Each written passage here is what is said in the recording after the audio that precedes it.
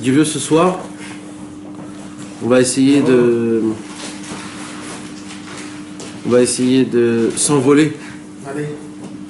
Il y a 3000 ans. Et on va essayer de parler un petit peu, de faire une mitzvah assez de Raïta. De parler un petit peu de la sortie d'Égypte. Dans la paracha de la semaine, la paracha Bo, là où il y a écrit Bo El Paro. C'est quoi Bo El Paro? Moshe Paro. Kadosh Baruch Hu, il appelle Moshe et il dit viens chez Paro. Qu'est-ce qu'il dit tout de suite Rashi? Rashi lui dit pourquoi il y a écrit Bo El Paro et pas Lech El Paro. C'est pas. Là c'est viens chez Paro. Et normalement il dit va chez Paro.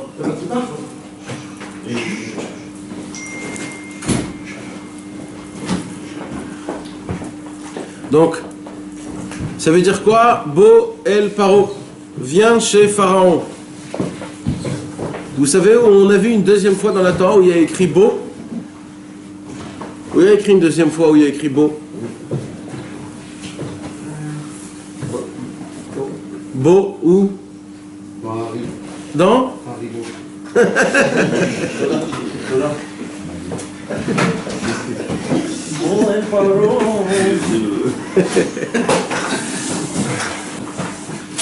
il y a écrit chez Noach, Bo El Ateva, viens à l'arche.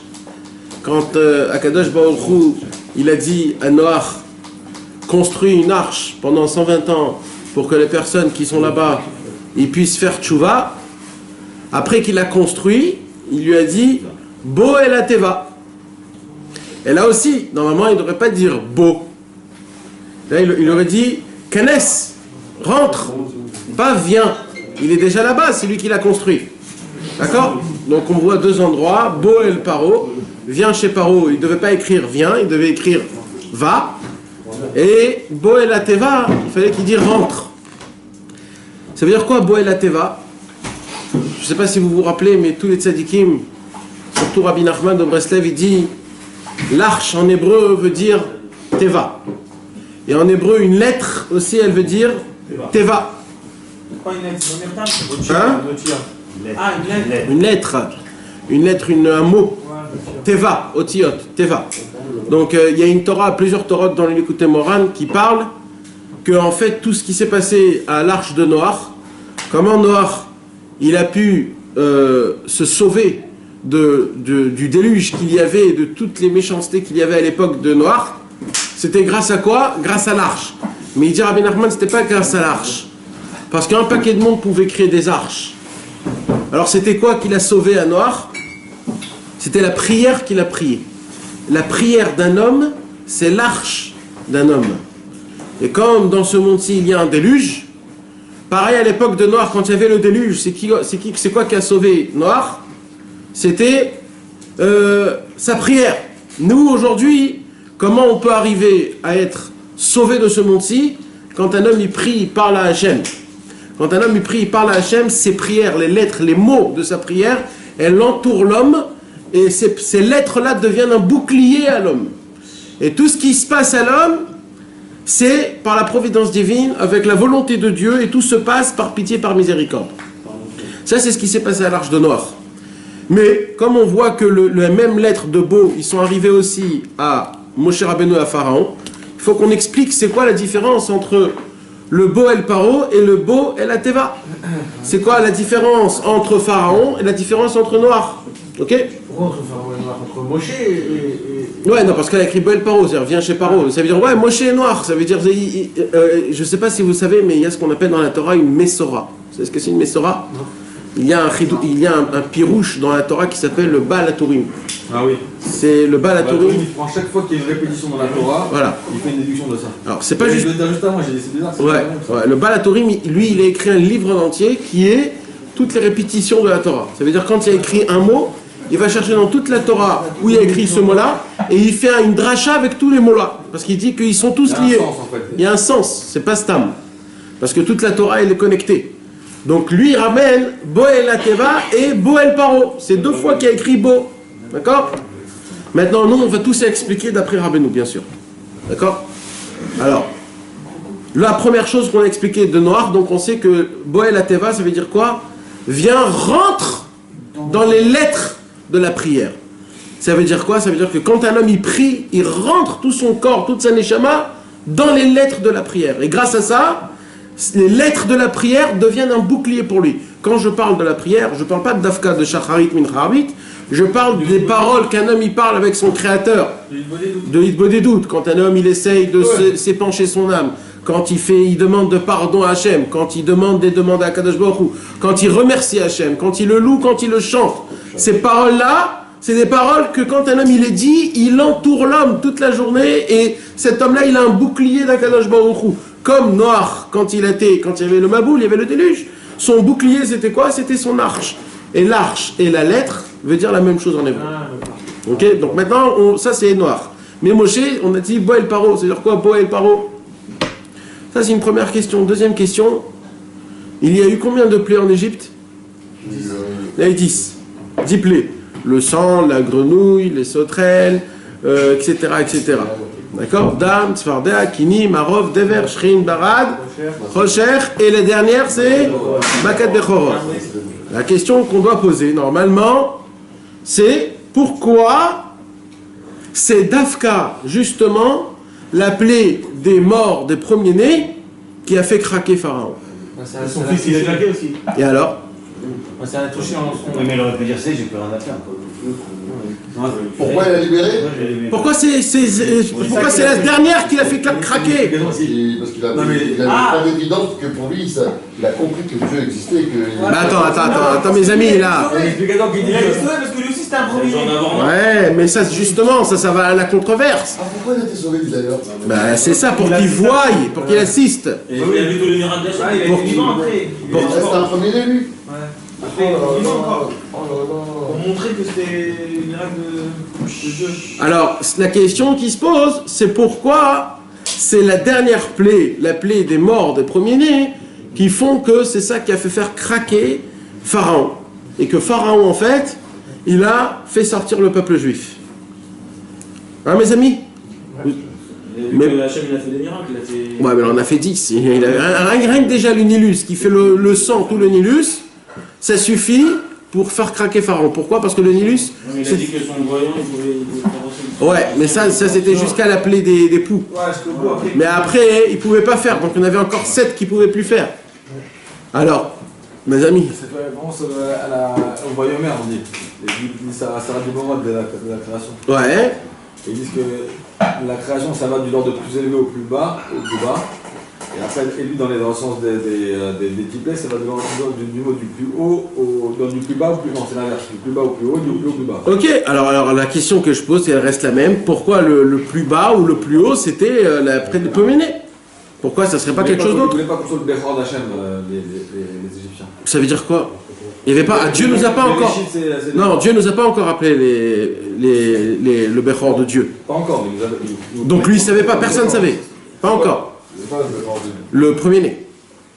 D'accord? Nous, normalement, on est les premiers-nés de Dieu, le peuple juif. D'accord? Mais aux yeux d'Akadosh Baruch Hu, on est les premiers-nés de Dieu. Mais là, un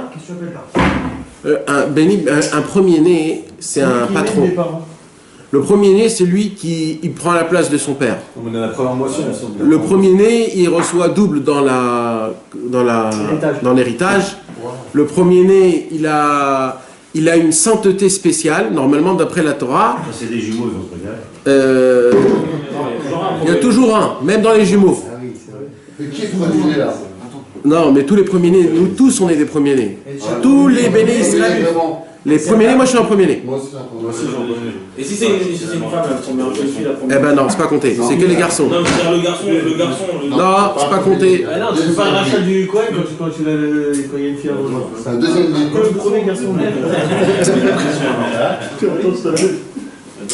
est spécial.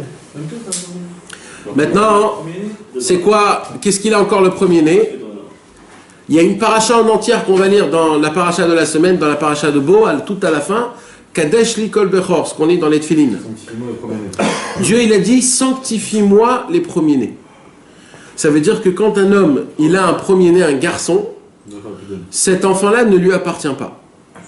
Il appartient... C'est depuis cette histoire avec Makal Bechorot? Non, non, c'est après. Non. On va en parler de tout ça. Donc le premier-né, il ne t'appartient pas. Le premier-né, il appartient au Cohen. D'accord. C'est-à-dire quand tu es né, tu dois lui donner au Cohen. Il n'est pas à toi là. C'est pour ça que tu fais un rachat. Alors maintenant, qu'est-ce que tu fais? On fait bon, rachat. Alors on fait le Pidyon Aben. On rachète les parents. Les parents, qu'est-ce qu'ils font? Ils rachètent le premier-né, ils donnent 5 pièces d'argent. Quand ils donnent 5 pièces d'argent, alors ces pièces-là, c'est le rachat que je peux reprendre mon premier. Maintenant, de ça, il n'y a pas que chez l'homme, il y a aussi Pidyon Peter Hamor. Il y a aussi l'âne, le premier bébé d'un, comment dit la femme d'une ânesse, le premier d'une ânesse aussi il est pur. Que si les garçons? Non, tous les premiers-nés ânesse, ils sont purs. Ah oui, c'est Maintenant, comment ils sont purs? Ça veut dire comment ça se passe? Il y a une mitzvah de racheter le premier d'une ânesse, non? Ouais, de faire le Pidyon, pareil, de faire le rachat. Maintenant, de base, qu'est-ce qu'on faisait à l'époque du temple? On devait lui couper la tête, on devait lui casser la nuque, et il devait mourir. C'était ça le korban, c'est comme ça, c'était le korban du Pidyon Peter Hamor. Mais comme les gens ils avaient besoin du premier-né âne, alors ils faisaient le rachat, comme nous on fait le rachat. Le Kohen il va et il rachète, le Balabait il rachète le Pidyon Peter Hamor. Donc ça il y a dans l'âne et aussi chez nous. D'accord? Donc en fait le premier-né il a une sanctification qui est spéciale. Quel rapport avec l'âne et nous en fait? Il n'y a pas de rapport, parce qu'un âne c'est un travailleur. Et de base, on te fait montrer que normalement, un juif, il ne doit pas travailler. Et à l'école, ils nous apprennent que l'âne, c'est pas le travailleur, justement. Non, un âne, ouais, d'accord. Mais l'âne, lui, il supporte. Un âne, il se tait, il n'a pas froid, il n'a pas chaud. Un âne, il supporte, toujours. Il a une force de supporter, donc c'est ça en fait. D'accord, c'est vrai que c'est un fainéant, l'âne, mais un âne, c'est un supporteur en fait. Et donc, ça te fait montrer que, en fait, nous, les juifs, on n'est pas du tout, on est l'inverse de l'âne. Ça veut dire quoi? Nous, on est ceux qui doivent s'asseoir et qui doivent étudier toute la journée, etc. etc. Donc il y a une certaine, c'est une importance. Il y a écrit que les premiers-nés, ils travaillent au Beth Amikdash. Dans le Beth Amikdash, les premiers-nés, ils doivent travailler. C'est-à-dire, mis à part les Kohanim, il y a aussi les premiers-nés. Les premiers-nés, ils ont un travail spécial dans le Beth Amikdash. Pourquoi? Parce qu'Akadosh Baruch Hu, il aime les premiers-nés.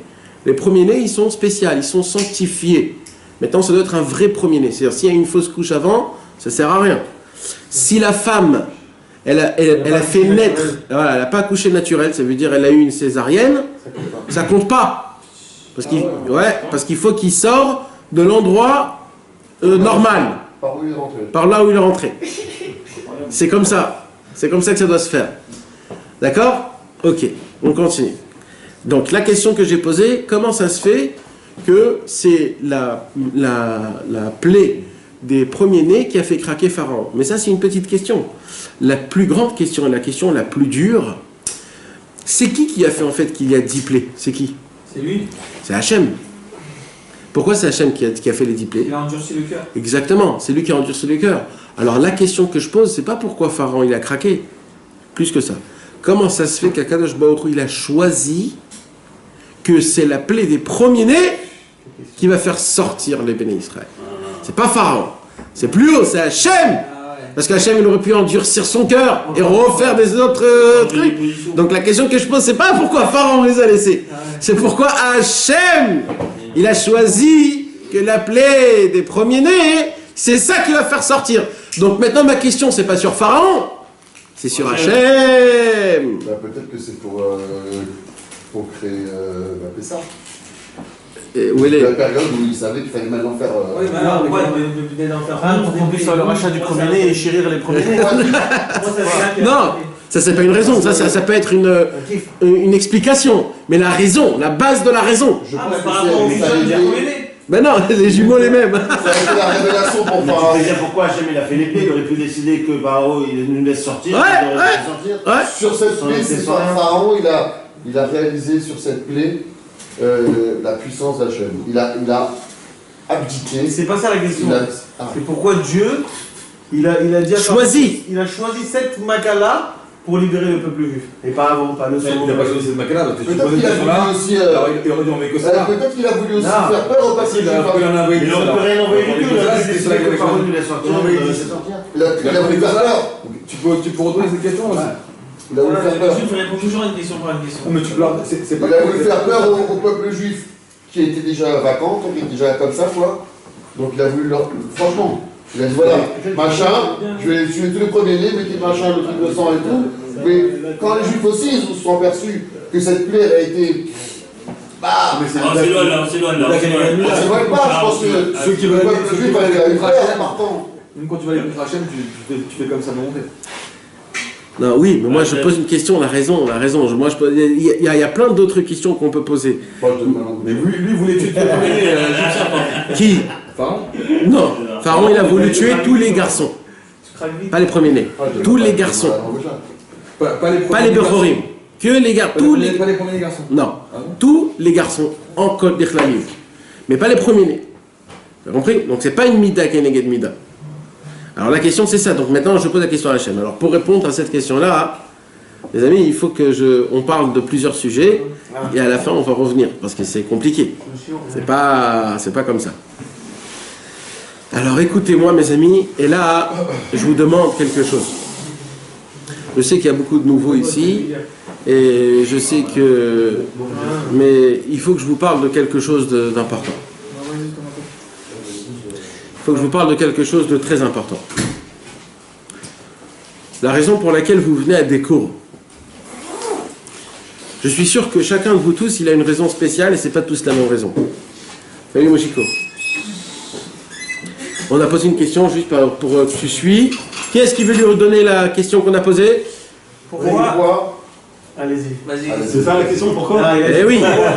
Pourquoi Hachem il a choisi la Maka Bechorot et il n'a pas endurci le cœur de Pharaon encore une fois? Pourquoi il a choisi cette Maka là pour qu'il libère le peuple juif? Parce qu'à la base, ils avaient commencé par attaquer les premiers-nés, non? Pas les premiers, tous les garçons.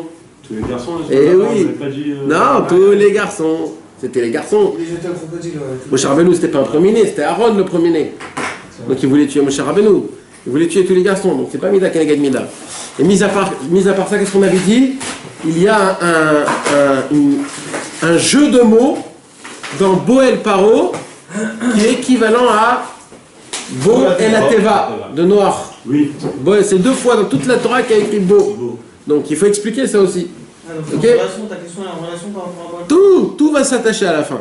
Là, on crée la lumière des 1000 pour faire descendre la lumière des 100. C'est pour dire ça. Ouais. Alors, maintenant, ce qui se passe, c'est ça. C'est quoi la raison pour laquelle vous venez dans des cours?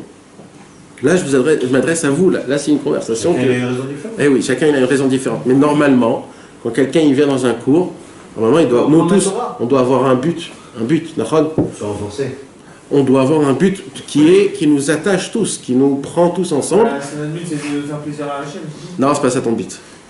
C'est pas ça notre but. C'est d'apprendre la Torah, de s'élever. La majorité des personnes, ils viennent, pourquoi? Pour apprendre de la sagesse.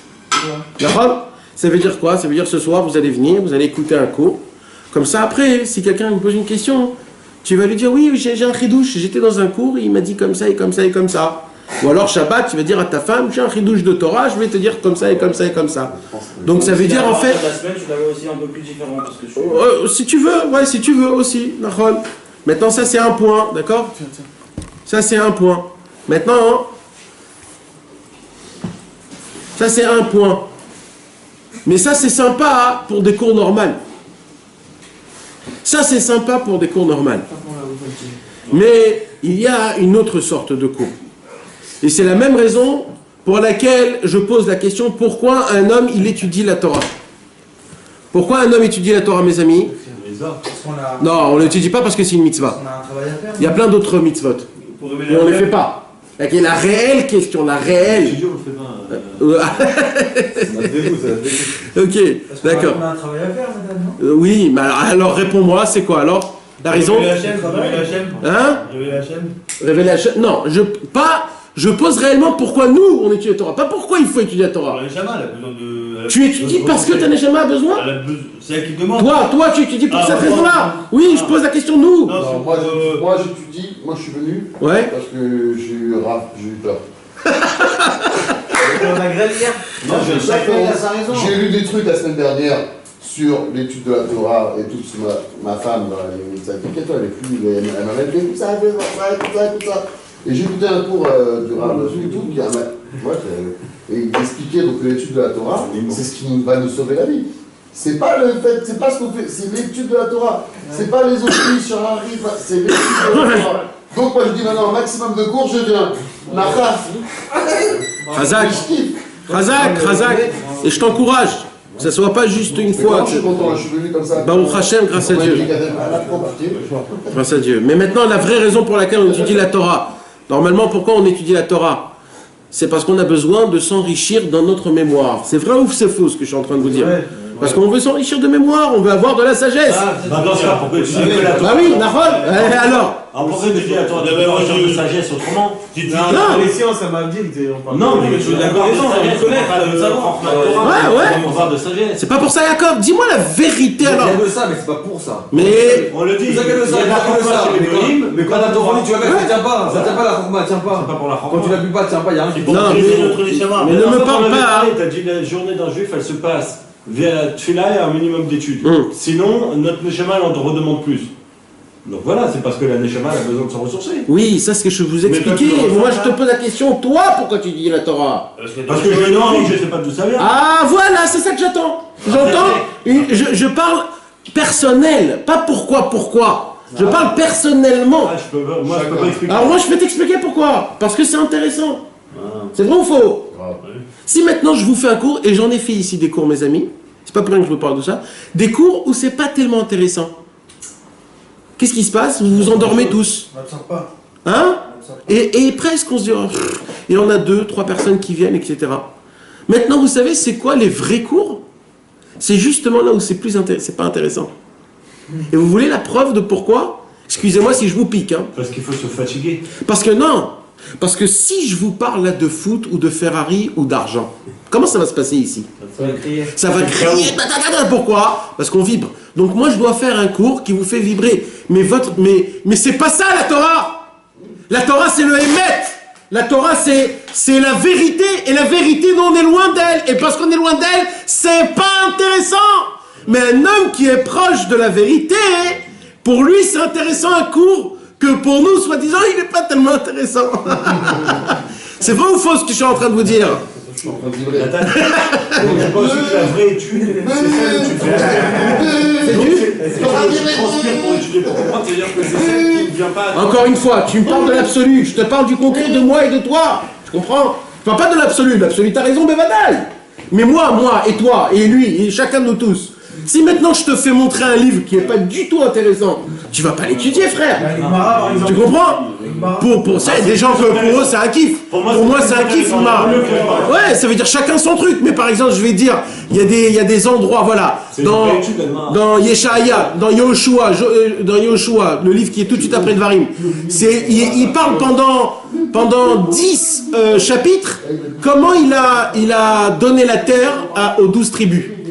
Mais tu dis, mais combien? J'en ai marre. 12 chapitres. Combien il va m'écrire? Et lui il donne ça, et lui il fait ça. Il n'y a rien à savoir là-bas. Oui, mais c'est même pas intéressant parce que ça se répète. Et Réuven, il a reçu d'ici à ici, de Amona, ici. Il nous rappelle. Ouais, il nous rappelle, le Vadaï. Tu comprends? Donc c'est pas intéressant qu'Aviachol. Donc tu vas voir qu'il y a des gens ici, s'ils commencent, je vais commencer là. Les gens. Oui, mais ça veut dire, tu comprends ce que j'ai en train de dire. Maintenant, il y a une façon de quoi? D'essayer de rentrer dans votre cerveau et d'essayer de réveiller votre cerveau, de vous donner ce que vous avez besoin pour vibrer. Mais moi, par rapport à ça, je suis obligé de vous donner aussi quoi? La lumière du tzaddik, après que vous avez fait vibrer. Vous savez, on raconte que le Ben Ishraï, vous avez entendu parler du Ben Ishraï? Le Ben Ishraï, c'était un très grand tzaddik, Rabbi Yosef Chaim de Bagdad. Il est mort il y a à peu près 60-90 ans.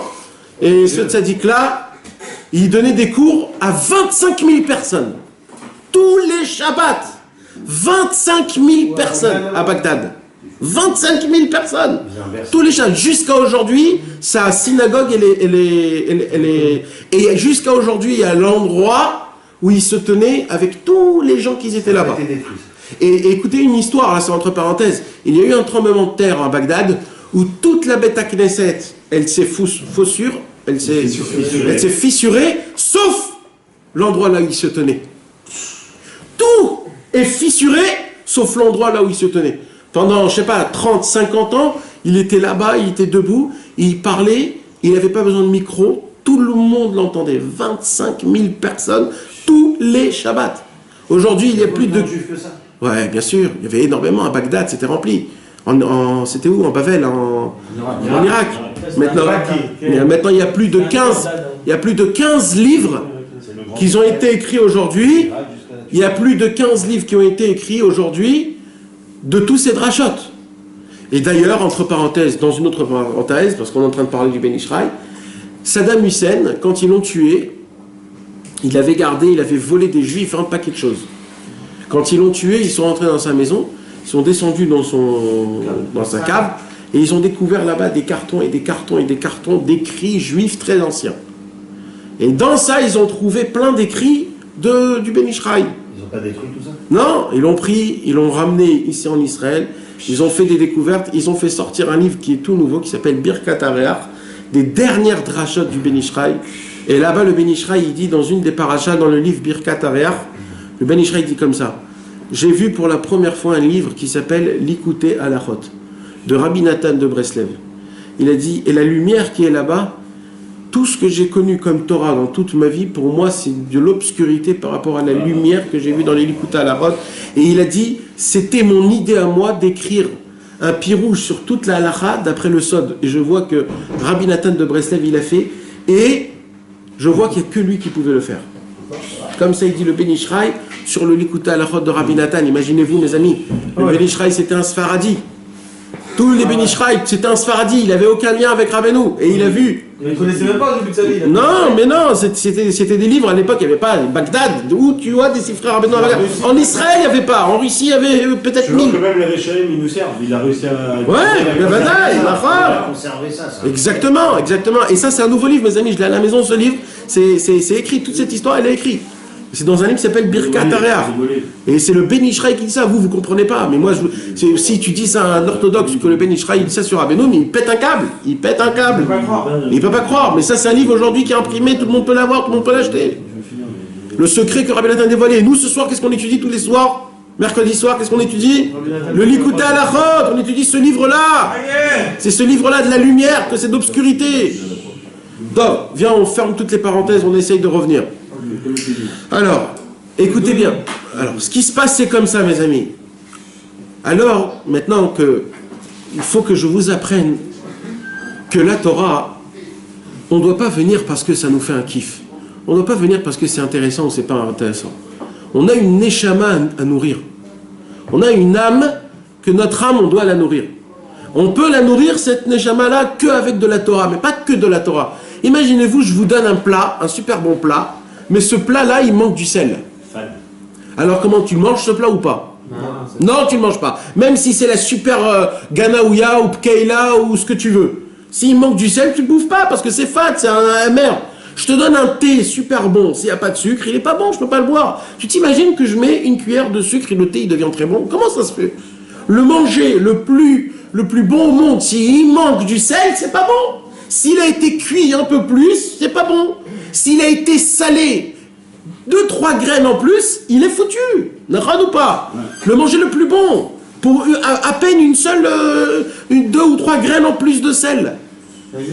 Alors il sachez, mes amis, que la neshama, quand tu lui donnes quand tu la nourris avec de la Torah qui n'est pas 100%, la neshama elle souffre, même si c'est de la Torah. Mais vadaï, la neshama elle ressent ces sentiments-là. Si tu lui donnes de la Torah à ta neshama, que cette Torah-là, elle est un petit peu cuite, ou elle est moins cuite, ou elle est fade, ou elle est pas fade, ou elle est trop salée ou pas, tout ça, ça fait du mal, même si c'est le plat le plus bon, ça veut dire même si c'est la Torah la plus grande. Si la personne qui te donne cette Torah-là, cette personne, elle l'explique, elle déduit, et elle intervient dans les paroles de la Torah, il a rendu la Torah fade. Et la neshama, elle souffre. Et qu'est-ce qui se passe? Il se passe que quand tu rentres chez toi à la maison après un cours de Torah, tu te sens pas très bien, ou la journée d'après, tu évolues pas. Normalement, un cours de Torah, qu'est-ce qu'il doit te faire? Il doit te faire évoluer. Ça veut dire quand tu rentres chez toi, tu es chaud pour parler avec Hachem. Tu es chaud pour te réveiller le lendemain matin, mettre tes tefilines et dire merci mon Dieu que j'ai mis mes tefilines. Tu es chaud pour croire en Dieu, pour avoir la émouna dans Hachem. On est venu dans ce monde pour croire en Dieu. On est venu dans ce monde pour parler avec Hachem. On est venu dans ce monde pour se connecter avec Dieu. On est venu dans ce monde pour être attaché au tzadikim. Si on fait pas ce travail-là, on n'a rien à foutre dans ce monde-ci. On n'a rien à foutre, ça sert à rien. Notre existence ne sert à rien. On est venu dans ce monde-ci pour qu'on puisse être attaché au tzadikim, pour parler avec Hachem, pour avoir la émouna, que même si j'ai des problèmes dans ma vie, je marche et je dis à Hachem, tout est dans tes mains, tout c'est toi qui as créé le monde, tous mes problèmes c'est rien du tout à tes yeux. C'est comme ça qu'on doit vivre, c'est comme ça qu'un juif il doit vivre. C'est dans les endroits, dans les moments les plus durs, où là tu dis à Hachem, tous mes clés ils sont à toi, c'est toi qui fais, qui ouvre, qui enlève, qui passe. C'est toi, tout est dans tes mains. Si un cours de Torah ne te fait pas cet effet-là, Baba, va faire du sport. Parce que la Torah, c'est vrai que c'est pour la Chorma, c'est vrai. C'est vrai que c'est pour la Chorma aussi. Mais c'est pas pour nous, on est des handicapés malades. Alors si un homme, c'est un muscule, alors on lui dit, oui, toi tu peux manger ça, tu peux faire ça, tu peux faire ça. Mais un homme qui il boite comme ça, il ne sait pas marcher, tu vas lui dire, fais de la muscule, il va lever un truc, c'est lui qui va cramer. Alors qu'est-ce qu'on lui dit à un mec comme ça? On lui dit, repose-toi, prends des cachets et bois du thé. Et oui, d'accord? Non mais c'est vrai ou faux, mes amis? Un homme qui est malade, qu'est-ce qu'on lui dit? Et nous on est quoi, nous? Malheureusement on est des malades. Donc nous on ne peut pas recevoir, on ne peut pas se permettre de choisir quelle chose de Torah on veut apprendre. Je veux apprendre ça, je veux apprendre ça. Mais non mon pote, il faut que tu apprends à réparer ta neshama. Il faut que tu apprends à être réfoua, comme on dit. À guérir ta neshama. Ta neshama elle est en train de mourir, il faut la guérir. Comment on la fait guérir? Tu t'imagines si on aurait acheté du Doliprane par gramme? Tu prends un Doliprane avec 1 gramme en plus, le mec il fait une overdose. Ouais, le mec a fait une overdose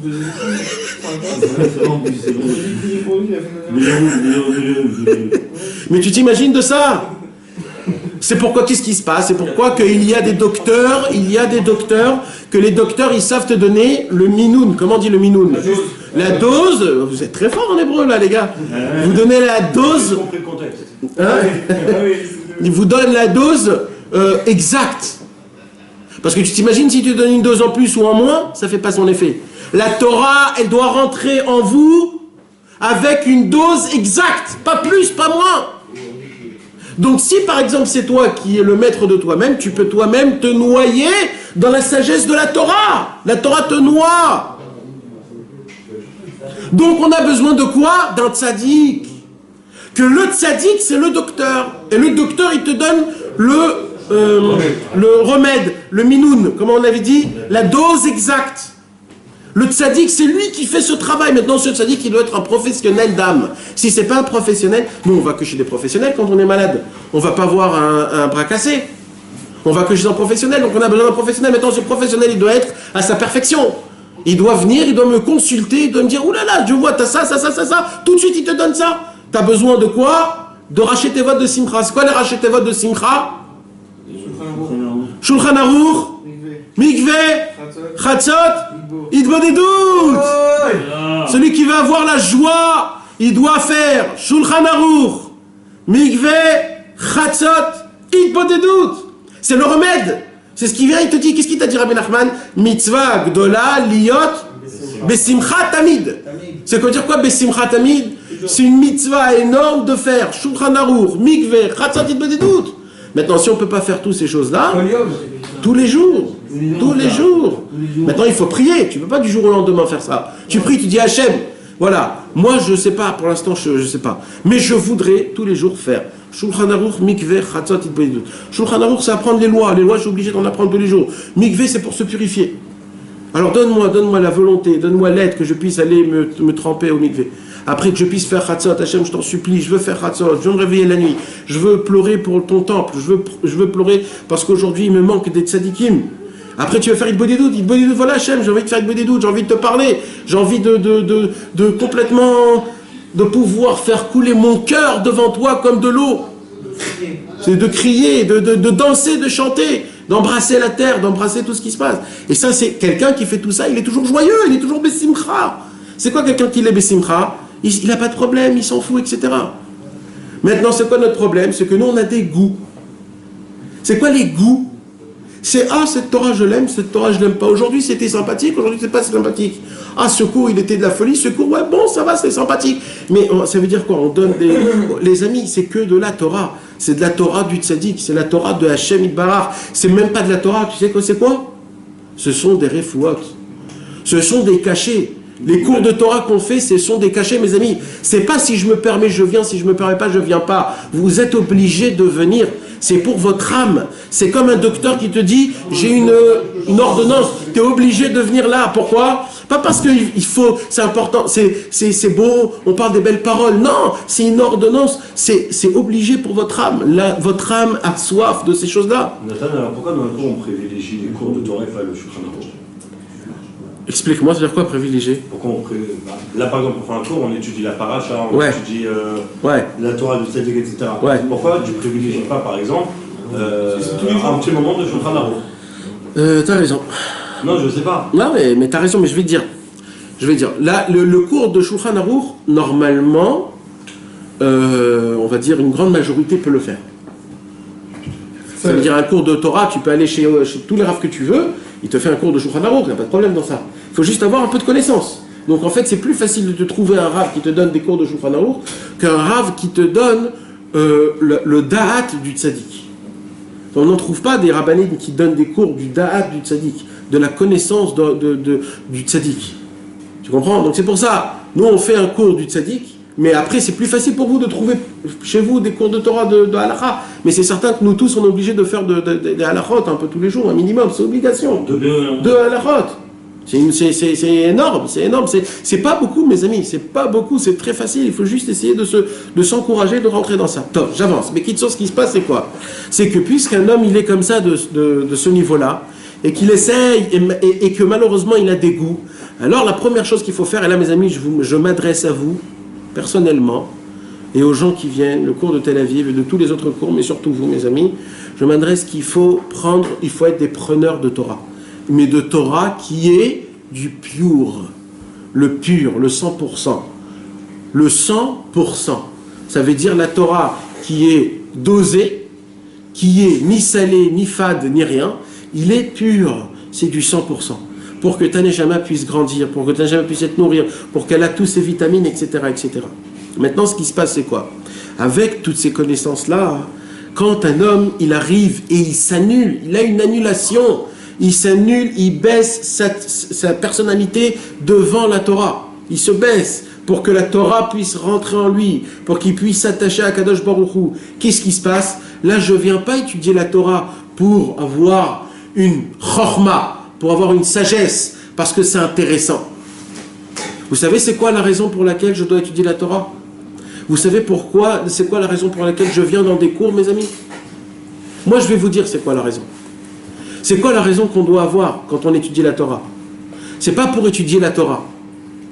C'est pour s'attacher à celui qui a donné la Torah. Parce que quand je vais étudier ce qui nous a dévoilé cette personne, le tzaddik qui a dévoilé cette Torah, je m'attache à lui. D'accord? On ne s'attache pas à Dieu, on s'attache à... Non, surtout à la personne. Bah oui, non. La Torah en elle-même, la Torah Nevim Ktuvim, tu t'attaches à Dieu parce que c'est Dieu qui l'a donné cette Torah. Mais après, les tzadikim qui ont dilué cette Torah, tu t'attaches au tzadik qui a dévoilé cette Torah. Parce que tout ce qu'il a dévoilé, c'est quoi? Et ça vient d'où? D'abord, ça vient de son cœur et de son cerveau. Donc imagine-toi, quand tu étudies la Torah d'un tzadik, tu rentres dans son cerveau. Et ton cerveau fonctionne comme son cerveau. Tu t'imagines quelle grandeur c'est? Tu as son cerveau. Pour quelques secondes, quelques minutes, tu as son cerveau, tu as sa vision. Quand tu reçois les paroles du tzaddik, ton cœur, il a ce que son cœur, il avait le Rabbeinu. Tu imagines de quoi on parle? Donc quand un homme, il étudie un tzaddik, on n'étudie pas pour apprendre de la sagesse. C'est aussi pour ça, mais c'est pas que pour ça. J'étudie pour m'attacher à celui qui a donné la Torah, celui qui a dévoilé cette Torah-là. quand j'étudie une Torah de Rabbi Nachman, je veux m'attacher à Rabbi Nachman par cette Torah-là. Parce qu'en étudiant cette Torah-là, je vais rentrer dans le cerveau. Quand il avait dévoilé, je vais rentrer là-bas et c'est là-bas où je vais avoir un cerveau pareil. Et là, mes amis, il faut que vous sachiez quelque chose. La Torah toute seule, elle ne sert à rien. À rien. Parce que vous savez que la Torah toute seule, c'est une sagesse comme toutes les autres sagesses. Il y a écrit qu'il y a 7 sagesses. Il y a Sheva Chochmot. Il y a la sagesse de la médecine, la musique, l'architecture, les étoiles. Il y a 7 sagesses. Et une des 7 sagesses, c'est la sagesse de la Torah. Donc la sagesse de la Torah fait partie des 7 sagesses. Alors la question qu'on pose, comment on peut dire que la sagesse de la Torah fait partie des 7 sagesses? Et plus que ça, la Torah c'est divin. La Torah c'est pas matériel, la Torah elle est divine. La Torah elle est divine, c'est au-dessus de toutes les sagesses. La Torah c'est du roi HaKodesh. Comment tu peux me dire que la Torah elle fait partie des 7 sagesses? Vous savez qu'est-ce qu'il dit Rabbi Nathan sur ça? Il dit Rabbi Nathan comme ça. Quand un homme il étudie la Torah sans prier pour appliquer la Torah devient une sagesse. Et cette Torah, elle n'a pas d'importance. Cette Torah, c'est une sagesse comme toutes les autres sagesses. Et c'est pas beaucoup, c'est pas ça qui va te faire changer. Par contre, quand tu pries avant, et tu étudies, et après tu repries, ça veut dire quoi tu pries? Tu dis, mon Dieu, Ribono Shel Olam, maître du monde, voilà, là je vais essayer d'étudier la Torah, je vais aller dans un cours de Torah. Fais que je puisse entendre ce que j'ai besoin d'entendre. Fais que je puisse appliquer tout ce que j'entends. Fais que je puisse comprendre tout ce que je dois comprendre. Fais que toutes les paroles qui doivent rentrer, que ça puisse rentrer dans mon cœur, dans mes os, que ça soit gravé, que je me rappelle de tout ce que je dis. Et là, tu rentres étudier. Après que tu as rentré et que tu as étudié, qu'est-ce que tu fais? Tu refais une prière. C'est quoi ta prière? Voilà mon maître du monde, j'ai appris ça, ça, ça et ça et ça et ça. Maintenant, fais que je puisse appliquer. Fais que je puisse me languir à appliquer ces choses-là. Et si j'arrive pas, viens en mon aide. Je t'en supplie, mon Dieu, fais que tout ce que j'ai étudié, ça puisse rentrer dans mon corps et que je puisse devenir et vivre cette Torah-là. Il dit Rabbi Nachman, quand un juif, il prie et il étudie et après il reprie. Il prie avant pour comprendre et ne pas oublier ce qu'il va étudier. Et il prie après pour appliquer ce qu'il a étudié. Alors sa Torah devient divine. Sa Torah devient de la spiritualité. Sa Torah, elle lui fait faire évoluer, augmenter, changer complètement. Mais quand un homme, il étudie juste pour une sagesse, alors cette Torah, c'est une sagesse. Alors cet homme-là, ça va être un ordinateur, il va connaître tout de la Torah, mais il ne va pas appliquer. Il va rester le même imbécile qu'il était, en sachant toutes les choses de Torah. C'est ça qu'il dit Rabbi Nachman. Et c'est pour cela que, qu'est-ce qu'il dit Rabbi Nachman? Il dit Rabbi Nachman, comment ça s'appelle la prière? La prière, on dit en hébreu tefila. La tefila, dans la Torah, c'est équivalent à quoi? Dans la Torah, Réchit. Réchit, c'est le commencement. Le commencement, c'est la prière. D'où on sait que le commencement, c'est la prière? Parce que, tu as dit, en combien de paroles il a créé Hachem la prière? 9 et Bereshit, c'est 10. Ouais, donc il a créé en 10, d'accord? 10 paroles. Maintenant, il a écrit 10 paroles, et les 10 paroles, c'est quoi qu'il a écrit? Vayomer. Vayomer, c'est les Mahamarot. Vayomer, c'est quoi? C'est une prière. Une prière, c'est Vayomer. On ne dit pas Vayomer pour une Torah. Une Torah, c'est l'imoud, c'est une étude. Un Vayomer, c'est un récit, comment on dit? C'est un discours. Un discours. C'est quoi un discours? C'est une prière, on doit prier à Hachem. C'est ça un discours. Vayomer, donc en fait, le premier commencement... Vayomer aussi, c'est la rigueur. Par rapport à Vaïdaber. Non, Vaïdaber, c'est la rigueur. Ouais. Vayomer, c'est Chesed. C'est de la bonté. Mais de là, on apprend que comment Hachem il a créé, pourquoi Hachem il a créé le monde avec 10 paroles, parce qu'il nous a appris qu'un homme, s'il veut créer quelque chose dans ce monde-ci, il doit prier. Il dit à Hachem, comme moi, j'ai fait une mini-prière en créant le monde, si vous voulez créer des choses dans votre monde, faites comme moi. Faites des prières. Maintenant, qu'est-ce qu'il dit? Il dit, combien de paroles j'ai créé ce monde? 10. Il a écrit 10 fois Vayomer dans Bereshit. Hachem, il a dit 10 paroles et il a créé 10 choses dans le monde. Le reste, ça a été des... Alors là, et là, je reviens à la question que j'avais posée. Qu'est-ce qu'il a fait Hachem? Hachem, il a créé 10 sortes de prières. Il y a 10 sortes de prières. C'est la raison pour laquelle dans le Tikkun Haklali, il y a 10 sortes de psaumes. Chaque psaume est équivalent à une sorte de prière. Chaque psaume est équivalent à une parole des 10 paroles de la création du monde. Et chaque psaume est équivalent aux 10 plaies. C'est quoi les 10 plaies? Alors écoutez bien ce que je vais vous dévoiler.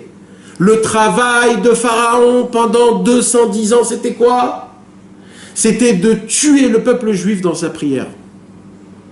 Pharaon, il a fait une chose. Il a dit, le peuple juif, je le connais. Si une seule fois le peuple juif il va prier, il va sortir d'Égypte. Alors comment je vais faire pour les attraper pour pas qu'ils sortent d'Égypte? Je vais faire qu'ils vont pas prier. Comment? Je vais les occuper toute la journée. Ils vont toute la journée travailler. Et mes amis, pendant 210 ans, il n'y a personne qui a prié. Et comment les Lévis ont tenu ça? Parce qu'ils n'ont pas été le premier jour, les Lévis. Explique-moi ça. Les Lévis, c'est pas pareil. La semaine dernière. Ouais, la semaine dernière. On l'a dit. Toute la semaine dernière, on a parlé de ça. Du coup, il a dit on va construire. Ils ont été dans leur plan de construire avec Pharaon. Les Lévis, ils n'ont pas été dès le début, alors ils ont jamais. Donc ils ne pouvaient pas les asservir. Pharaon, c'est les mêmes lettres que. Payés au début, etc. Donc eux, vu qu'ils n'étaient pas là. Pharaon, c'est les mêmes que. Pharaon, c'est les mêmes lettres que. Oref. Par O, Oref. C'est quoi Oref? Dans le cou, il y a une bouche? Non. C'est où qu'il y a une bouche? Dans la gorge. D'accord? Qu'est-ce qu'il a fait Pharaon? Son travail à lui, c'était de prendre notre bouche et de la mettre dans la nuque. Ça veut dire que tu ne peux pas parler. Tu ne peux pas prier à Hachem. Maintenant, qu'est-ce qu'il a fait? Pendant 210 ans, il a travaillé de nous casser dans les 10 sortes de prières qu'il y a. C'est quoi les 10 sortes de prières? Mirtam, Ashrei, Bracha, Maskil, Shir, Nitzuach, Nigun, Tfila, Oda'a, Mizmor, Alléluia. Ce sont 10 sortes de prières qu'il y a. Et nous tous, on emploie dans les Télim, il y a tous ces 10 sortes de prières. Le Tikkun Haklali, il est fait de ces 10 sortes de prières-là. Maintenant, le travail de Pharaon, c'est qu'on ne fait aucune de ces prières-là. C'est la raison pour laquelle, qu'est-ce qu'il a fait Hachem? Qu'est-ce qu'il a fait à Kadosh Baruch Hu? Il lui a fait 10 plaies. Pourquoi il lui a fait 10 plaies? Toi, tu as voulu voler les 10 paroles de prière au peuple juif. Moi, je vais te casser 10 fois. Vous comprenez? Ouais. Maintenant, en frappant Pharaon, en fait, il a fait quelque chose d'autre. Il a fait faire apprendre au Béné Israël comment prier. Pourquoi? Parce que, regardez comment c'était sympathique. Akadosh Baruch Hu, il a envoyé une plaie. S'il te plaît. Akadosh Baruch Hu, il a envoyé une plaie. Ouais. Et comment cette plaie, elle partait? Ouais. Comment cette plaie, elle partait? Comment elle partait? Pharaon, il allait chez Moshe Rabbeinu, il va lui dire, va prier. Ah, ouais. Fais que enlève, que cette plaie, elle s'enlève. Ouais.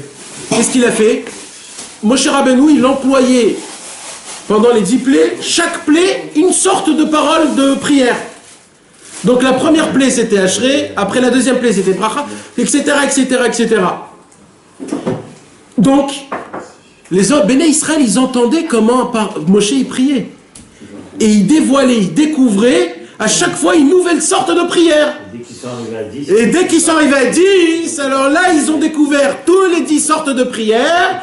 Et quand ils ont découvert tous les 10 sortes de prières, tout de suite, ils sont sortis.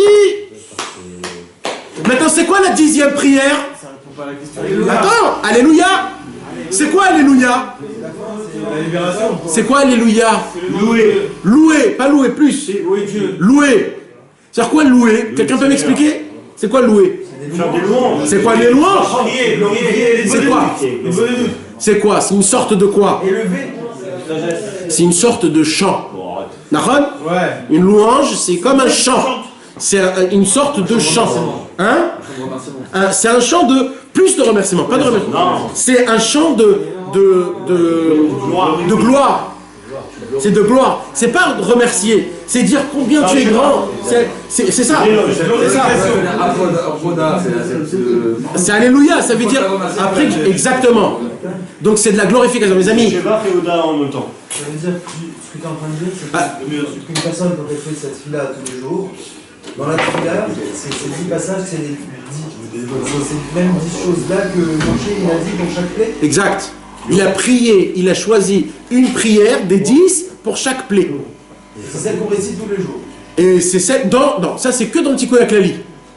Dans le Tikkun HaKlali, il y a les 10. Mais il n'y a pas ça dans tous les jours. Pour ça, il faut lire tout le livre des Teilim. Dans le livre de Teilim, il y a ces 10 sortes de prières. David Ameller, il a créé ces psaumes avec ces 10 sortes de mélodies. Mais dans les Teilim de David Ameller, il n'y a pas les 10. Il y a les 10. C'est les 150. Ouais, mais dans les 150, il a joué avec. Il y a l'Amnatsea, Alléluia, Alléluia, Bekocho. Oui, mais à la fin, mais c'est David Ameller. Si, c'est David Ameller.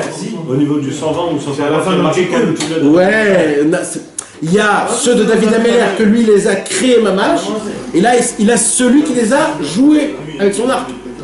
Mais tous, c'est David Ameller qui les a joués. Et l'ordre des 10, ils viennent de... L'ordre des 10, ils viennent... Ça tout a commencé par les 10 paroles, après les 10 sphérotes, après les 10 commandements. C'est pour ça qu'on a reçu 10 commandements. Pourquoi il y a 10 commandements? Il y a d'abord la prière, et après il y a les 10 commandements. D'abord prière, après 10 commandements. De là tu apprends que les 10 commandements tout seul, ça vaut pas. Il faut qu'il y ait la tfila avant. Vous comprenez ce que j'ai en train de vous dire? Mes amis, vous n'êtes pas en transe là, vous êtes complètement en train de dormir là. Quel est le lien avec les...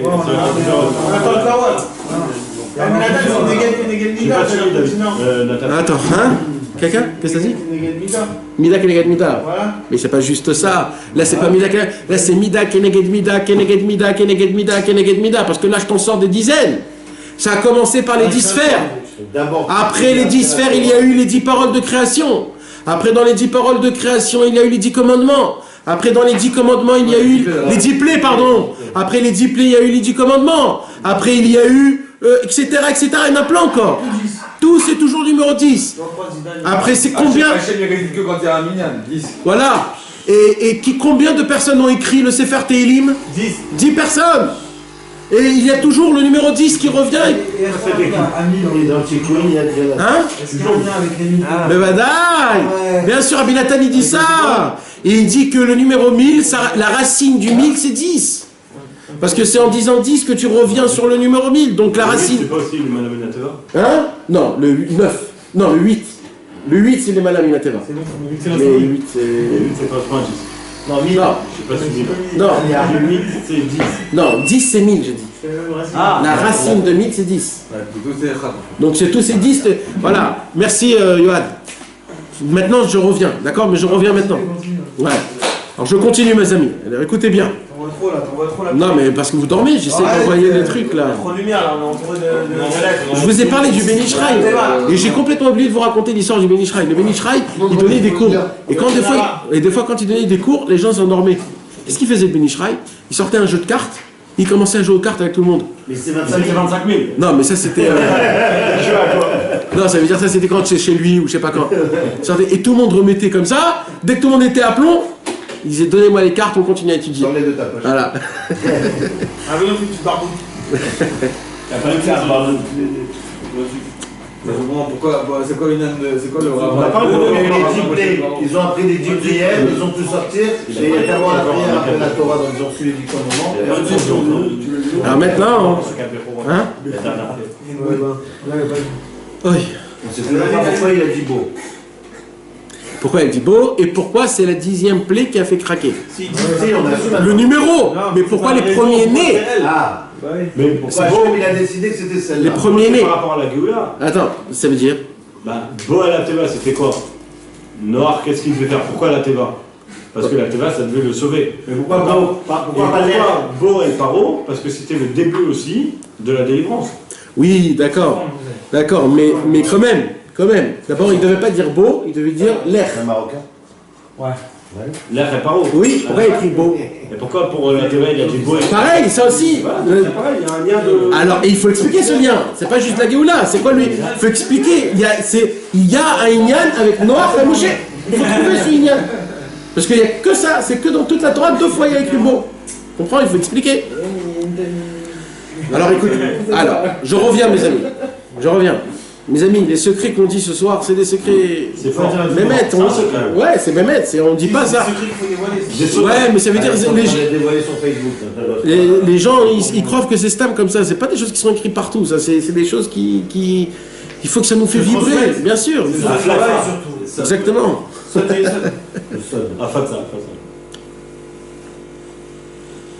Alors, maintenant, c'est quoi les premiers-nés? Un garçon.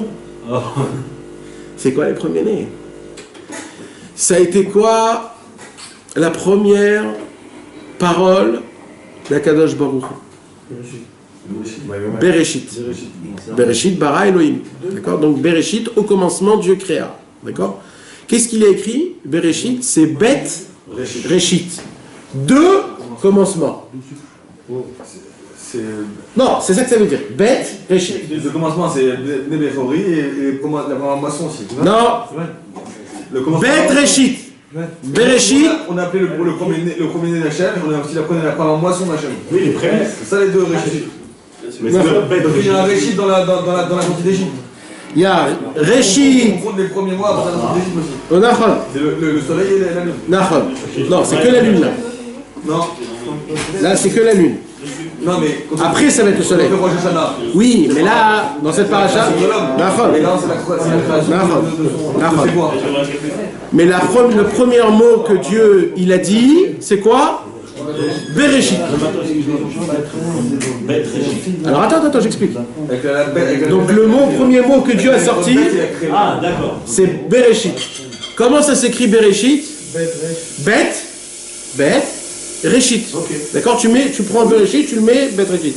Bet Reshit veut dire Bet, c'est le numéro 2. Donc ça veut dire il y a deux commencements.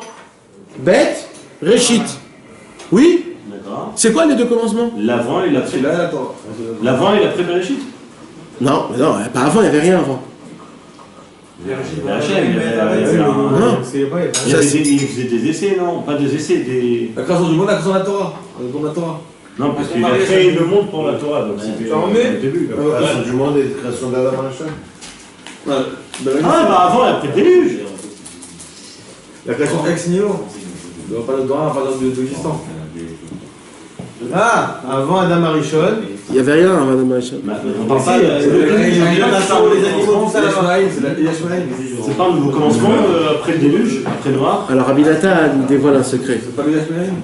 Il dit ça veut dire quoi Bet Reshit? Non, Bereshit. Il y a Bet Reshit. C'est aussi un niveau, un Inyan, ça aussi. Ça c'est dans la Kabbalah, dans le Tikkun Zohar. Ouais. Mais ça. Mais si on s'est pas pris là. Ouais.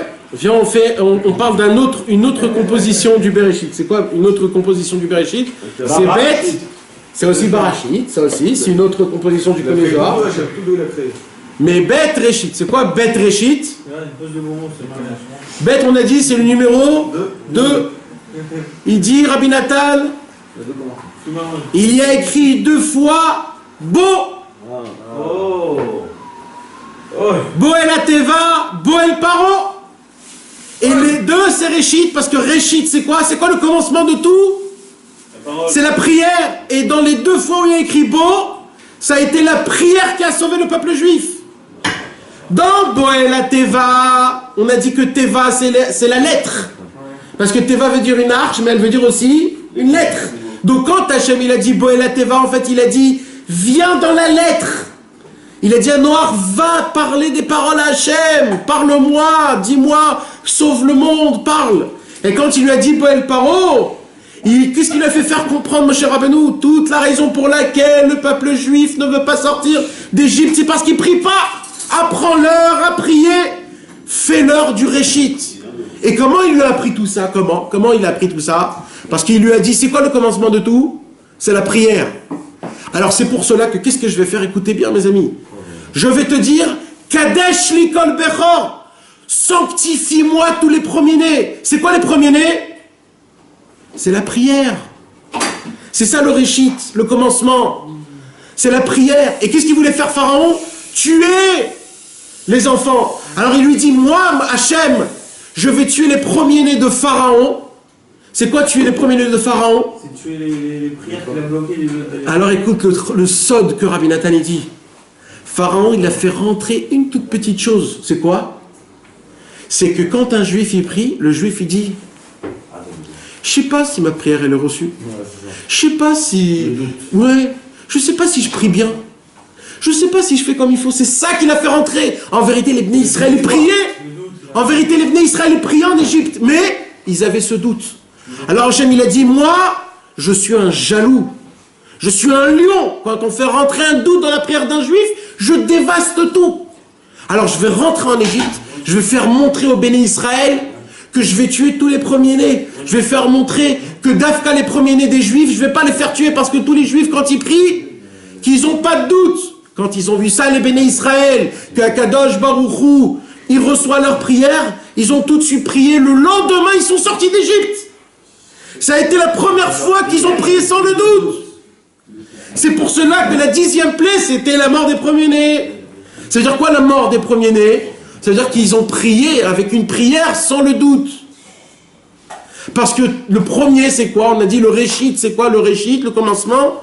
C'est la prière, c'est la parole. Et le commencement d'un homme, c'est le béchor. C'est pour ça que Dieu, il a dit sanctifie-moi les premiers-nés. C'est-à-dire quoi? Sanctifie-moi les premiers-nés. Sanctifie-moi le commencement. C'est quoi le commencement? C'est la prière. C'est la raison pour laquelle il a fait faire montrer que nous, le lendemain qu'on a fait la première prière sans le doute, On peut pas arriver à prier sans doute. ça c'est Amen. Les 9 sinon ils n'existent pas avant. C'est les 10 paroles, c'est les 10 sons, c'est les 10 sortes de paroles, 10 sortes de mélodies, on a dit. C'est la 10e mélodie. Ouais. Donc, sinon j'aimerais faire directement la nana. On peut pas. Attends. Si on veut pas enlever les 9, alors on est obligé de passer par le doute pour arriver au... Oui, aussi. Mais alors comment on fait? Non mais à un moment, il faut avancer.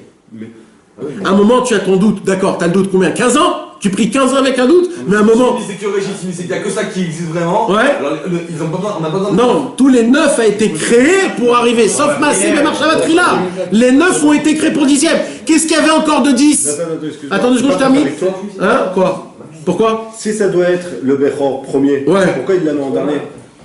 Non, c'est parce que c'est ce qu'il vient de dire. On est obligé de passer par le doute pour arriver sans le doute. Obligé de passer par Dan, par Akilim. Je vais t'expliquer, c'est ça que je voulais expliquer. Qu'est-ce qu'il y a eu encore? Le numéro 10. C'est quoi encore? C'est la deuxième parole. On parlera de ça. Hein, mes amis? C'est quoi? Quoi, avant le 10? Encore qu'il y avait 10. Prochaine. Ah, quoi, de quoi je parle? Ah, non. C'est quoi? Non? Non? C'est quoi qu'il y avait encore de 10? C'est comment on a dit tout ça? Il n'y a pas de 10.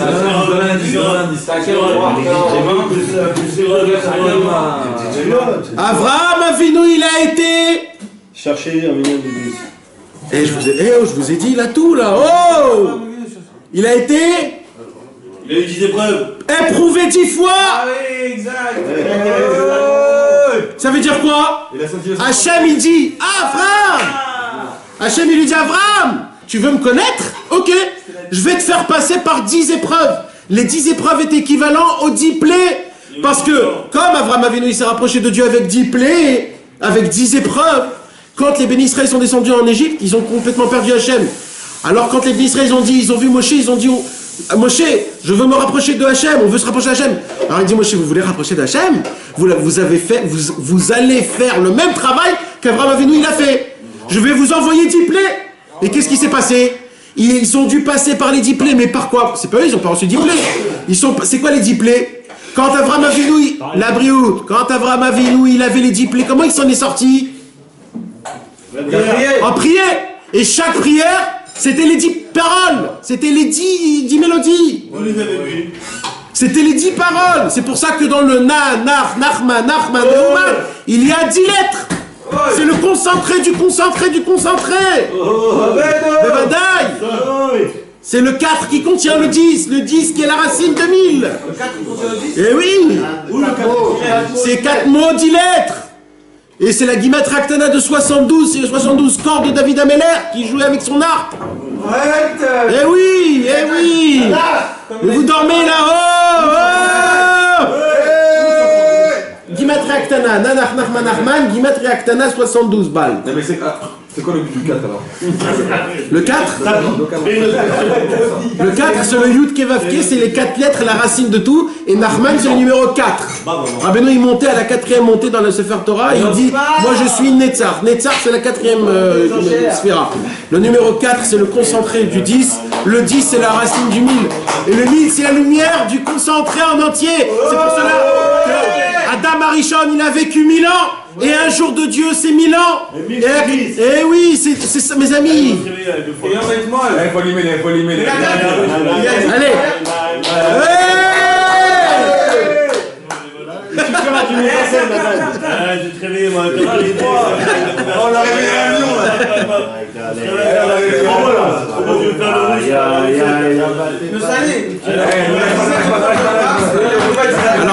Alors attendez, je vais pas terminer. Maintenant, c'est ta réponse à toi. Pourquoi il y avait besoin de 9? Maintenant, c'est quoi? Pourquoi je vous dis tout ça? Non, c'est que le début. Pourquoi je vous dis tout ça? Parce qu'il y a écrit comme ça, je vous l'ai déjà dit plusieurs fois. Abraham Avinu, il a été éprouvé par 10 épreuves. Nachon? Je suis là. Abraham Avinu, il a été éprouvé par 10 épreuves. Vous savez qu'est-ce qu'il y a écrit? Je vous ai déjà dit. Si Chas Veshalom, Abraham Avinu, il aurait tenu les 9. Mais la 10e, il n'aurait pas tenu. Qu'est-ce qu'il y a écrit? Non, je sais que tu me crains. Rien du tout. C'était quoi la 10e épreuve? Sacrifier. Et Yitzhak, c'était quoi? Le Bechor. Yitzhak, c'était le Bechor, ça veut dire quoi? Akadosh Baruch Hu l'a éprouvé dans la prière. C'était le Bechor. Il lui a fait faire taire. Avraham Avinu, hein? C'est le Bechor de Sarah, d'Abraham. Oui, mais c'est Sarah. C'est sa première femme, c'est sa femme, c'est tout. On s'en fout, on ne compte même pas l'autre. Il n'existe pas. Ok, il n'existe pas. Vous comprenez? C'est la raison pour laquelle. C'est la raison pour laquelle quand tu arrives à Alléluia, le Alléluia, c'est la puissance 10. C'est la puissance qui complète tout le reste. C'est celui qui accorde, qui ferme le numéro, parce que le 10, c'est l'infini. Le numéro 10, c'est le infini. Pourquoi c'est l'infini? Parce qu'après 10, on revient toujours à 1, 2, et ça termine jamais, ça termine jamais. C'est pour ça qu'il y a 10 attributs de miséricorde aussi? 13. Oh merde. Non mais chaque...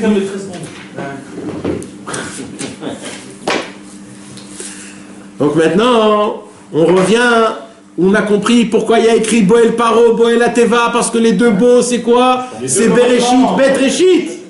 On a compris pourquoi c'est la 10e plaie, c'est le Bechor, c'est la première-née que Pharaon il a fait craquer et que grâce à ça les bénis Israël ils ont prié, parce que quand ils ont prié sans doute. Et toute la plaie de l'Égypte, c'est quoi? La clipa de l'Égypte, c'est quoi? C'est de te faire rentrer dans ta prière, que Dieu t'écoute pas. Et oui, et que tu n'arrives pas à prier. C'est du bête aussi, parce que le du bête c'est 2 aussi. Alors que le Bréchit c'est 1. C'est quoi, mais il ne fait pas le lien entre le 2 et l'1. Ils priaient, mais ils avaient un doute dans la prière. Le doute c'est le 2. Le doute c'est Zatek, c'est le doute, c'est le Bréchit. Il y a autre chose. Et vous voulez encore plus beau, là on monte encore plus haut. Encore.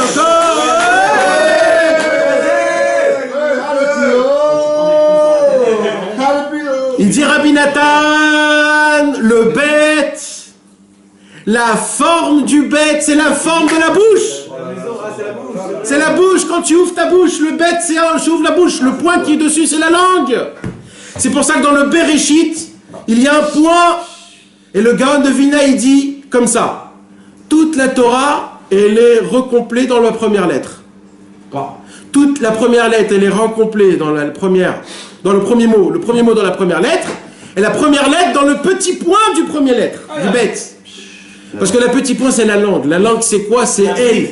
C'est le brit. C'est elle il dit comme ça, c'est elle qui tranche les mots.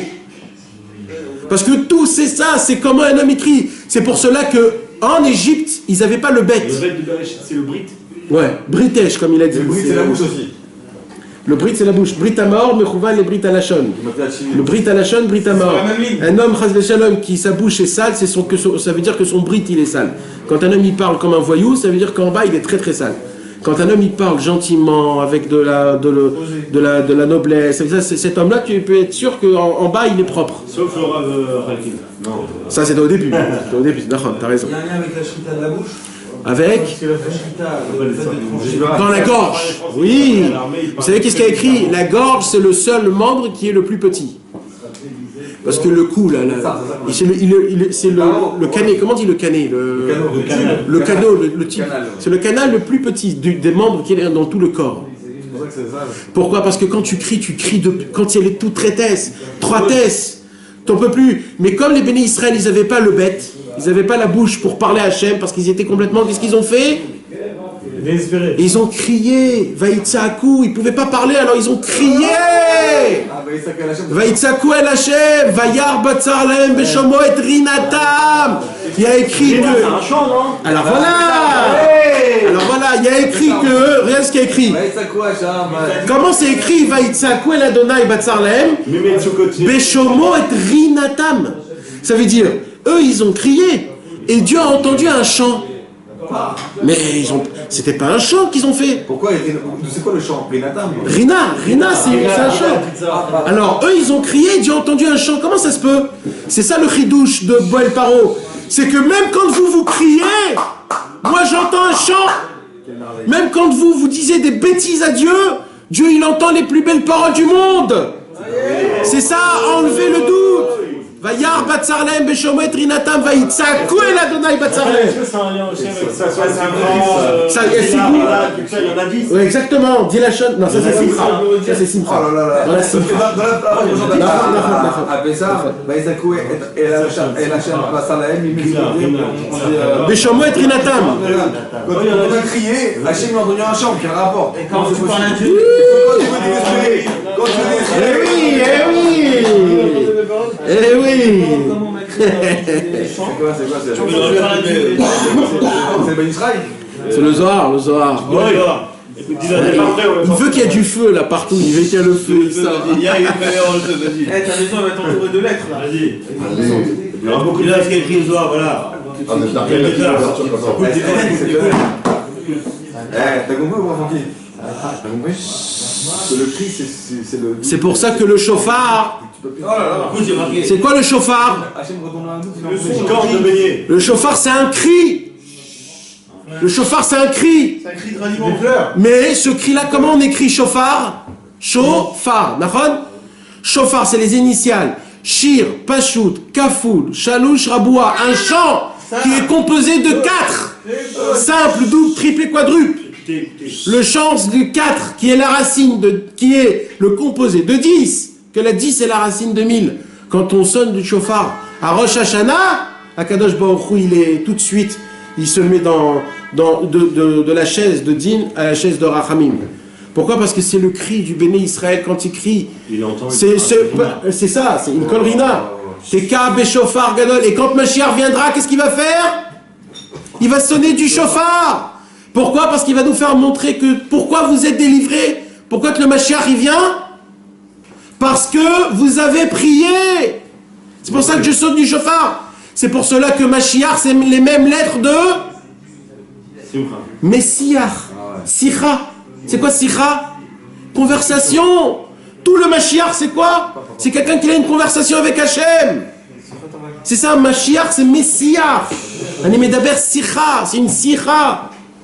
Quand un homme il vit dans Hidbodedou, dans la Sikha, c'est son Mashiach, il est dévoilé, il est là, il est tout fait, c'est fini. C'est ce qu'on vient de dire là. Chauffard, ça vient les lettres, qui disent les lettres. Vous lisez, il faut avoir la puissance. Articule. Vous connaissez les tamim? Les tamim? Toi tu connais les tamim, Moshe? Les tamim, tu les connais? Alors il y a écrit Shofar, Oler, c'est Golta, Ravia, Darga. Tevir, Yetiv, Ptik, sauf Pasuk. Alors, Shofar Oler, c'est le chauffard qui avance. Ravia, ça vient du mot Ravia, 4. D'accord? Alors, il y a 4 niveaux dans le chauffard. Dans ce chauffard ou pas. En ce moment-là où les Réchaïm, ils vont partir de ce monde-ci. Il y a une prière qui monte en sorte de chant. que ce chant-là est composé de 4 sortes. Un chant qui est simple, qui est double, qui est triple, qui est quadruple. Comme le Yud, Yud Ke Vav, Yud Ke Vav Ke. Et quand cette prière-là, elle monte, comme du son du chauffard, du nigun, alors grâce à ça, c'est le Ihoud de la Torah et de la Tfila en même temps. C'est l'union. Parce que c'est d'un côté une Torah, mais que tu l'as créée en nigun de prière. C'est-à-dire tu étudies la Torah avec une mélodie de prière. Le shofar, c'est une Torah, c'est la Torah qui te dit de sonner le shofar, mais le shofar en lui-même, c'est un chant. Donc c'est une prière et une Torah ensemble. Hein? Nachon, exactement. Quand vous rentrez dans des yeshivot, on étudie avec une mélodie. Ouais. Et il dit, c'est ça qui a écrit Az Yashir Moshe. Alors chantera Moshe. C'est pas alors chantera Moshe, c'est alors Moshe a chanté. Parce que Yashir, c'est Yud, Shir, le chant des 10. Yud, c'est 10. Alors chantera le chant des 10. Le chant des 10 n'est pas dévoilé, ça va se dévoiler. C'est le Nach, Nachman, Nachman, Meuman qui va être dévoilé, c'est ça le chant. Il faut tout miser sur le 10. Et sur le 10. Nouveau numéro. Ah, c'est sûr. Ah, c'est certain. Il va tout prendre le 10. Olivier Top, ce petit peu. Et le Yud aussi, c'est toutes les lettres de la Torah pour faire Et chaque fois que tu veux écrire une lettre de la Torah, tu es obligé de commencer par un Yud. Bah oui, comment ça? Une Nekuda, c'est un point. Parce que Yud, c'est un point. Donc quand tu veux écrire chaque lettre dans la Torah, tu es obligé de faire un Yud d'abord. C'est du Yud, après tu l'agrandis. Dans chaque lettre, il y a le Yud. À la fin, il y a au début ou à la fin. C'est toujours le numéro 10. C'est ça le Inyan. Vous comprenez maintenant? Comment tu veux premier point là-haut? C'est quoi le Alors maintenant... On comprend rien. Hein. Ah. Ça se réveille. Alors pourquoi tu as envie d'étudier? Quand un homme il vient étudier, pas pour entendre ce qu'il a envie d'entendre, pour s'annuler à la Torah. Et quand il s'annule à la Torah, il s'annule à la Torah pas pour étudier la sagesse de la Torah, il vient pour s'attacher à celui qui a dévoilé la Torah. Alors quand un homme il étudie de cette façon-là, il reçoit tout ce qu'il a besoin de recevoir. Il ne va pas recevoir ce qu'il a envie de recevoir. Et oui, les Nékol Israël, Bereshit. Israël, Ber. Israël, Bereshit. Israël, Ber. Et oui. C'est pas un peu de temps, mais il a fait dans le noir. Jusqu'à où tu vas aller là? Comment il s'appelait Rabbi Israël? Rabbi Israël Ber. Quand tu prends la dernière lettre de la Torah et la première lettre de la Torah, ça fait Israël Ber. C'est Rabbi Israël qui a dévoilé le chant nouveau par une lettre que Rabbi Nachman lui a écrit que c'est le Pétek. Et Rabbi Israël, il fait quoi? Il fait la boucle entre la fin de la Torah et le début de la Torah. Et il met tout en un seul mot, Nanach Nachman Nachman Nouman. 72. Les 72 corps de la harpe. Quand la Isabelle qui chantait de la harpe, il chantait. Et c'était quoi le chidouche qu'on a dit la semaine dernière de Pakod, Pakadeti? Il bégayait. Il bégayait, donc quand il va venir, il va dire Nachman, il ne pourra pas dire Nachman, il va dire Nachman Nouman. Parce que Moshe Rabbeinu il bégayait. Tout le monde connaissait le secret de. C'est vrai que Moshe Rabbeinu il bégayait. Comment ils ont su qu'avec Pharaon et pas dans la. On dit ça. Parce que c'est le seul qui l'a pas dit. Tout le monde pouvait venir le dire. Lui il a bégayé qu'avec Pharaon. C'est bon, lui il sait pas le dire, c'est le seul. Les parents, c'est tout l'inverse de. C'est le horreur, c'est le message, c'est tout pour nous empêcher de prier. C'est pour ça qu'il y a ce combat là. Alors, pour résumer, mes amis, écoutez bien, parce que c'est ça l'essentiel. C'est trop loin là, Patrick, tellement c'est fort. Ben oui.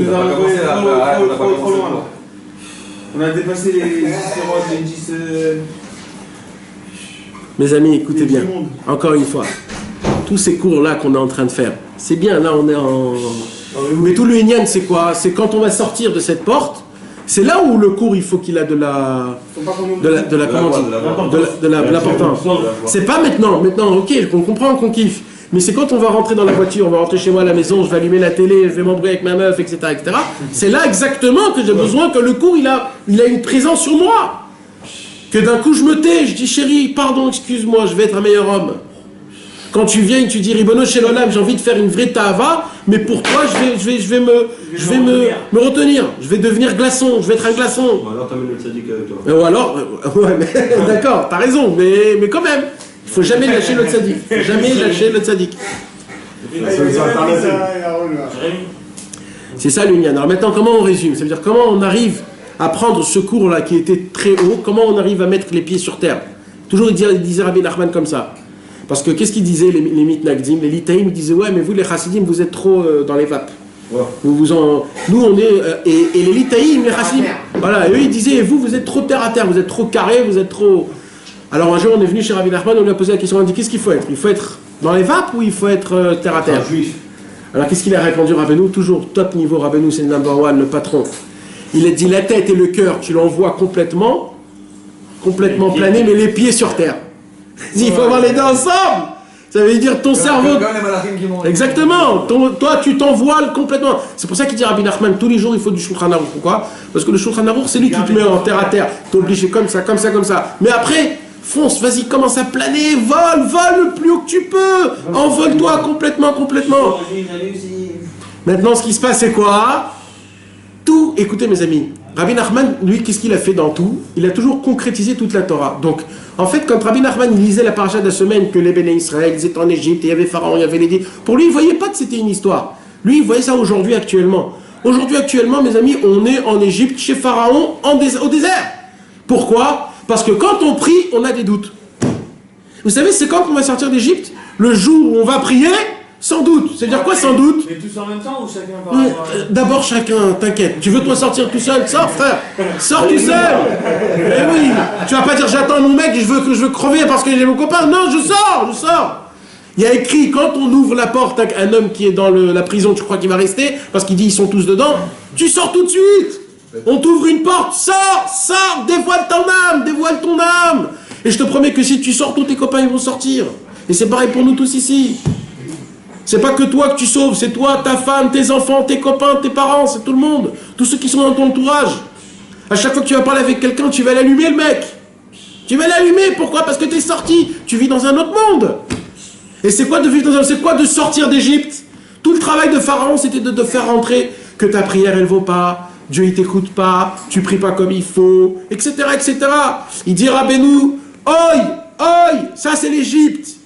Soyez forts, restez dans le Inyan que Akadosh Baruch Hu, chaque mot que tu dis, même si tu bégayes, Akadosh Baruch Hu, il entend ça comme un chant. C'est un chant.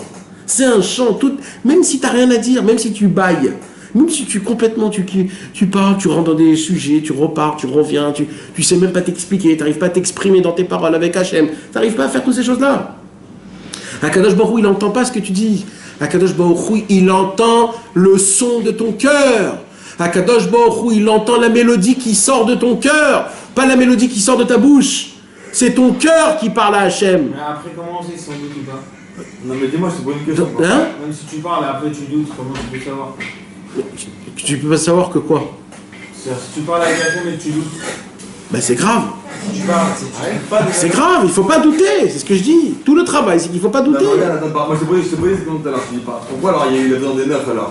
Ouais. On a pu faire que ça, c'était ça le lignal, c'était le. Il n'y a que ça qui compte, c'est la fila. Pourquoi il faut passer par les épreuves, par les doutes pour pouvoir après prier et crier? Donc c'est une volonté d'Akadosh Baruch Hu ça. Et en plus, on projette encore plus fort, c'est que c'est Akadosh Baruch Hu qui a rencontré le cœur de Pharaon. C'est-à-dire qu'il aurait pu donner tout de suite les choix directement. C'est lui, c'est Hachem qui a voulu comme ça. C'est Hachem qui a voulu comme ça. Hachem il veut comme ça. Donc comment Hachem d'un côté il peut vouloir notre prière, de l'autre côté il nous renforce dans le doute. Parce que c'est lui qui a rencontré le cœur de Pharaon. Parce qu'il dit Rabbi Nachman dans la Torah numéro 99, Vaïtranan el Adonai Baetaï les morts. Il dit Rabbi Nachman comme ça. Chaque prière qu'un homme il prie, s'il la prie pas comme il faut, cette prière ne monte pas. Alors normalement un homme il doit se dire que quoi? Que c'est pas la peine que je prie puisque ma prière elle est naze. Alors il dit Rabbeinu non, pourquoi? Parce que le jour où tu vas prier une bonne prière, toutes les prières que tu as priées, elles vont monter en une seule fois. Il n'y a aucune prière au monde qui s'arrête, qui part. Jamais. Le jour où tu prieras une prière bonne, toutes les prières que tu as priées, c'est pour cela. C'est qu'en fait, toutes les 9 que tu as priées pas comme il faut, ou qu'il y a eu des doutes, ou qu'il y a eu des choses comme ça, etc., en fait, ils se préparent parce que dans le Alléluia, Tu dis tout, c'est pour ça que dans les tu dis Alléluia, Alléluia, Bikocho, Alléluia, Birkaouzo, Alléluia, Bikvrota, Alléluia, Alléluia, Alléluia, Alléluia. Tu fais rentrer toutes les prières, Alléluia, Alléluia. Tous, ils vont tous louer Hachem. Même le plus naze, même le plus tzaddik. Dans la simcha le matin, quand on fait Alléluia, il faut bien le faire. Mais vada, il faut danser, il faut chanter. À l'époque, on prenait des ustensiles de musique et on faisait les psuké des Zimra en chantant. Dans les Hallou, il y en a 10, on est d'accord. Ouais. Tu comprends? C'est pour ça qu'il y a le Hallel. Et le Hallel, il faut le chanter. Ça se faisait avec de la harpe, avec des guitares, avec de la batterie, avec des trompettes. Vous comprenez maintenant comment on va sortir d'Égypte, Bezrat Hashem? Quand on va prier sans doute, quand on va croire qu'Akadosh Baruch Hu, il me glorifie, Akadosh Baruch Hu, il croit en moi, Akadosh Baruch Hu, il attend de mes prières, il chérit chaque mot que je dis. Et c'est ça Boel Ateva, c'est ça Boel Paro, c'est ça tout le Inyan des diplés, c'est ça tout le Inyan des premiers-nés. Et là on fait...